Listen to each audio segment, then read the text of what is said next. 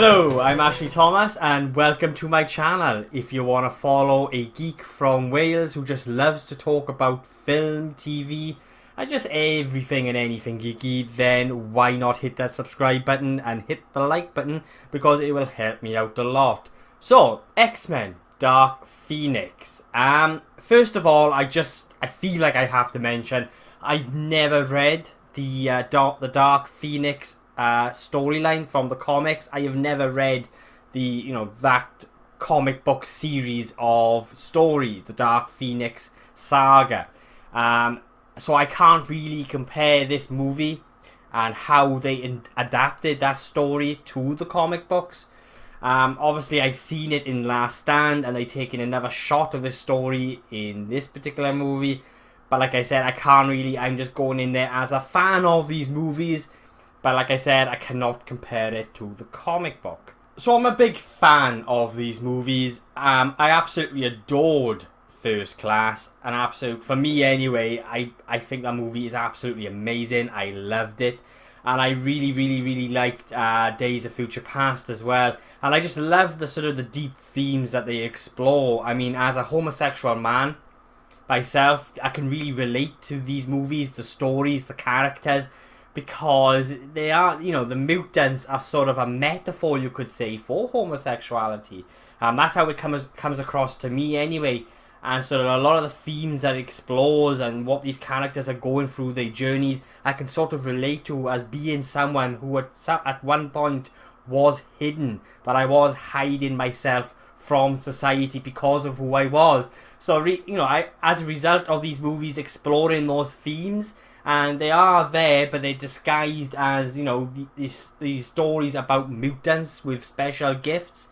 I like them. I'm a big fan of these movies. Okay, so I'm gonna sort of dive straight into the negatives. But first, I want to say that this film, like I've seen a lot of other people's reviews, and a lot of people have referred it to being as a dumpster fire, a terrible movie, unwatchable, I'm not one of those people. After watching this movie, I actually didn't think it was as bad as a lot of people were making it out to be. I definitely don't think it deserves that 20%, something like 27% on Rotten Tomatoes. I really didn't think it was that bad. But anyway, yeah, let's just dive straight into the negatives. And for me, compared to the other X-Men movies, this was so shallow and devoid of emotion. It really lacked that sort of emotional impact and depth that the other X-Men movies, the previous X-Men movies, First Class, X-Men 2, Days of Future Past, it lacks that emotional weight and depth that those movies had. Overall, for me, this was a very shallow experience compared to those other movies. A very shallow, empty and flat experience overall, to be honest with you. And when you compare it to what you have experienced in regards to the previous films, and everything just felt very condensed when it comes to the story, characters, decisions and choices. Some of the characters' choices and decisions in this movie just didn't feel natural enough. Everything felt like it was going really quick to a point where it's almost as if you were missing a lot of character moments and beats. Everything just didn't quite, when it comes to the narrative, didn't quite run as smoothly as I would have liked. And when it came to these characters and their decisions and their choices, it just didn't feel quite natural enough. And just the overall story and the character arcs and the characters' journeys, just everything just felt very, very condensed. Like I said, I have not read the comic book series of Dark Phoenix, so I can't compare it. But just by watching this movie, I didn't get it with Last Stand, but with this movie, while I was watching it, I really did think that this needed to be either a two-parter or maybe a TV series. Now, I mentioned TV series. I wouldn't have mentioned TV series before. I would have just said a two-parter, Dark Phoenix Part 1 and Dark Phoenix Part 2. But then I read somewhere that someone sort of said that it may have worked better as a TV series. And I really do think, thinking back on it, possibly this would have worked a little bit better, like on Netflix maybe. But other than that, yeah, I really think this would have worked better, because from what I got, there's an awful lot that they wanted to tell, and there's a lot they wanted to say, but that really just did not get through. Now let's touch on a few positives. Performances were actually quite good all around. Michael Fassbender, now I'm a big fan of Michael Fassbender, and I think he gave a really good, solid performance in this movie as Magneto again.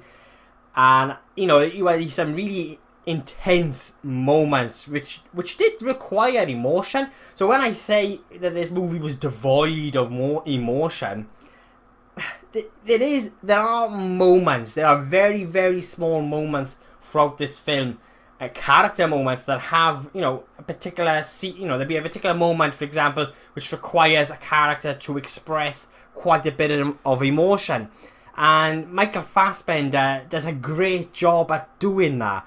But like I said, overall, as an entirety, as one piece, this movie for me just lacked that emotional weight that the other movies had. Like I said, there are moments within this movie that involves characters like Magneto, and, you know, requires emotion, and I thought Fassbender in those moments was fantastic. Just unfortunately overall it wasn't sort of consistent and cohesive.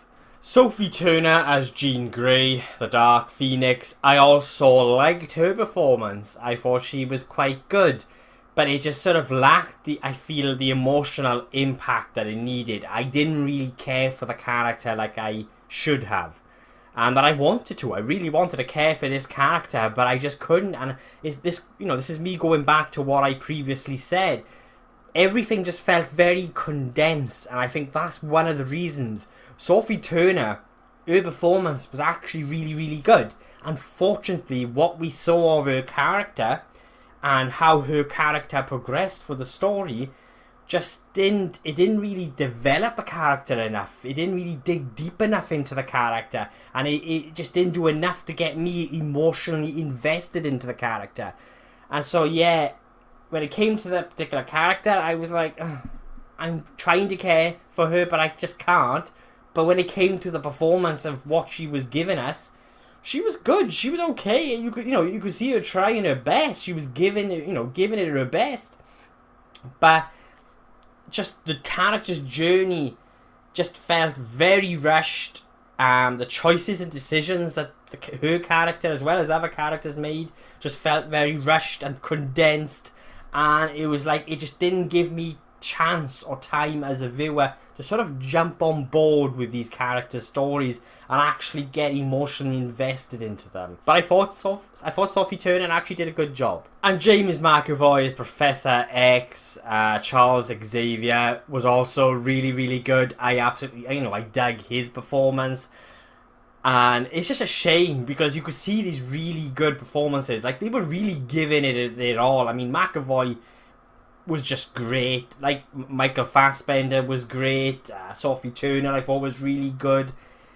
And they gave these really good, strong, solid performances. But when it came to the movie as an entirety, the story and how these characters and their performances fitted into that story, it just didn't quite...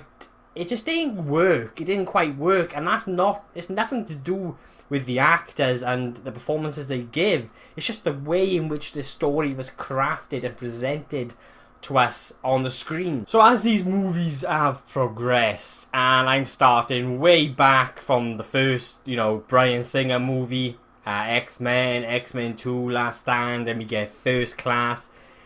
Everything just gets bigger and more sort of fantastical. So like, I think the biggest jump for me was into Apocalypse. And so then with this one, it gets even bigger and more sort of fantastical. And that's because you've got this cosmic side to the story that they're trying to introduce. And, try they did, but they failed. And what I mean by is, you've got these sort of the villains that are on the sidelines, okay? And it's sort of like this alien race. Their motives are actually quite similar to what we got with Captain Marvel. So that's the one sort of aspect of the movie that I thought was a little bit familiar with Captain Marvel. But I just feel like that cosmic side of the story which the Marvel Cinematic Universe did so well, because obviously they sort of introduced that with Guardians of the Galaxy. With this particular movie, it really lacked the development and the depth that it needed to sort of really sell this threat. I didn't feel threatened by this alien force, this alien sort of enemy that was within the story, and for me it was sort of like you'd forget about them. And whenever sort of they were on the screen or the main villain was on the screen, it was like, oh, I don't really care. And that is also one of the reasons, the cosmic side to the story, because, Sophie Turner gets her powers by being up in space trying to rescue these astronauts. And I just feel like that side of the story needed more time. And again, it goes back to me saying that I just feel like everything just felt very condensed and rushed. And there just needed to be a hell of a lot more substance and depth and weight to everything, really, when it comes to the story and these characters and the characters' motives and what's going on. But seeing as we're on the subject of that cosmic side of the story and the sort of the moment where the X-Men go up into space to rescue these astronauts, this is the first act of the movie. It's actually sort of one of the first big moments of this movie, and I really liked it. I really liked how I actually really dug, I'd say, the first 20 to 30 minutes of this movie, in fact. I loved the opening scene, which sort of explores Jean Grey as a child. I sort of really liked the way in which that was told. And then you get the moment where the X-Men fly off up into space, and it was tense. It was fun. It was good. I liked it. I liked the way it was shot. At the same time, again, going back to sort of the way it was edited, it felt very rushed and sort of like forced, really. Like everything in this movie felt forced. But that first 20 to 30 minutes, I was really enjoying it, and it reminded me of Fantastic Four. Josh Trank's Fantastic Four. It had that sort of like really good opening. So like that first like 30 minutes are like, I don't know what everyone's on about, because I'm actually really enjoying this. Okay, there were a couple of issues. I had a couple of issues with editing and the fact that it was just a bit way too pacey and forced and felt a little bit forced and rushed. But overall, I sort of liked how it was playing out. And then obviously we just descend into a sort of a mess, a chaos, basically. But for me, it reminded me, this experience of watching this movie reminded me of Josh Trank's Fantastic Four. When it comes to the action scenes, a majority of the action scenes are quite forgettable and like the entire movie, really a little bit flat. And I just felt like the way the action scenes were shot were quite jarring and awkward. Like almost as if Simon Kinberg just couldn't quite grasp how to film an action scene. Like the action scenes just didn't quite flow or build momentum like they should have. And like I said, were just quite jarring. So would I say this movie is unwatchable? No. I was actually entertained to a degree while watching this movie. Like when it comes to Apocalypse, I was actually looking at my watch, waiting for looking at the time and thinking, how long have we got left? With this, I didn't really do that. And I think it's because with Dark Phoenix, I could see what Simon Kinberg was trying to tell. I could see the story that he was trying to tell. I could see what he was trying to do with the characters. There were signs of there being a very good movie in you. And that brings me back to Josh Trank's Fantastic Four. Like with Fantastic Four, Josh Trank's Fantastic Four, you could see there were moments in which you could see what they were trying to do. And there were sort of moments of greatness, you could say, but they just didn't. When it came to the overall movie, the overall sort of picture, it just didn't quite work. It just didn't all quite fit together cohesively, consistently enough. But there were particular moments which I thought were actually quite good. Like there were some character moments regarding Magneto and Professor X. There were some moments that I really dug. But overall, just for me, fell very flat, and just compared to the previous movies, just felt very empty and shallow, and just lacked the emotional impact it needed. But I could see what they were trying to do. And again, it leaves me back to saying that I just felt everything felt condensed. Like, this needed to be bigger. It needed to be longer. Or, it needed to be split into two parts. There was more to be told, I felt, when it comes to the characters' journeys and stories. And I just don't think they had... I felt like they just didn't have the time to tell those stories. And unfortunately, like, this is far from an unwatchable movie. This is not a dumpster fire. I do think people are actually going to enjoy this a lot. It depends how you go into this movie and what you really want from it. I can't stress enough that, this is not by far an unwatchable movie or a terrible movie. For me, just overall, it was a very average experience. And, being such a massive fan of First Class and Days of Future Past, this for me was just didn't quite reach those heights. It lacked that emotional depth.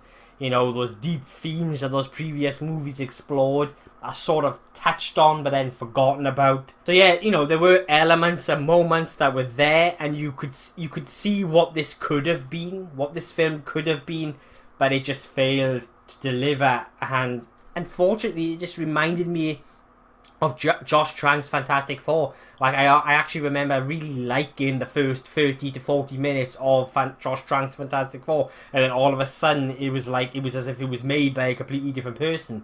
And you sort of get that feeling with this movie. Well, I did anyway. It just did not feel like there was one creative vision involved with telling this story.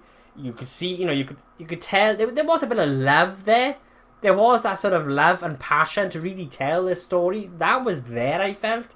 But then you could sort of see this conflict going on behind the scenes with, what vision it was they wanted to tell. And sort of you could feel there was a studio involved, maybe. But that's just me. So for me, this was a very weak conclusion to a series of movies that I have, that I'm quite fond of. That for me, I feel emotionally involved with, I can connect to, because how, the themes that they're sort of trying to tell and the stories they're trying to tell, I'm able to connect with. For me, this was a very disappointing and weak conclusion to all of those. And that is it. They are my thoughts of Dark Phoenix.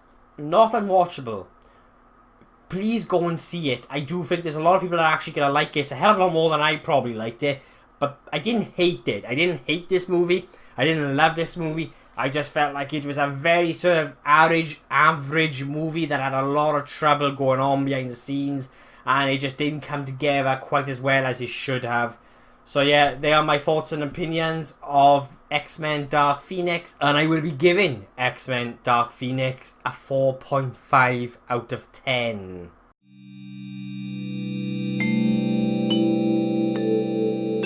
What did you guys think of Dark Phoenix? Please let me know below. Was there anything you agreed or disagreed with what I said? Please let me know and let's get a discussion going. And thanks again for watching. I really do appreciate it. My next review is going to be for Brightburn. Can't fucking wait to see that film. I'm sort of trying to ignore the reviews, the sort of, the mixed reviews, I feel, and sort of the Rotten Tomato score and whatever. I am just... None of the reviews, none of the negative reviews for this movie have sort of swayed my sort of enthusiasm and need to go and see this film, because I just really dig the premise that they are exploring. So yeah, Brightburn, my next review. Cannot wait to watch that tomorrow and bring you my thoughts and opinions of that. Again, thank you so much for watching. I really do appreciate it. And, remember, if you want to watch a geek from Wales just talk and ramble on about film, TV and everything geeky, then why not hit subscribe?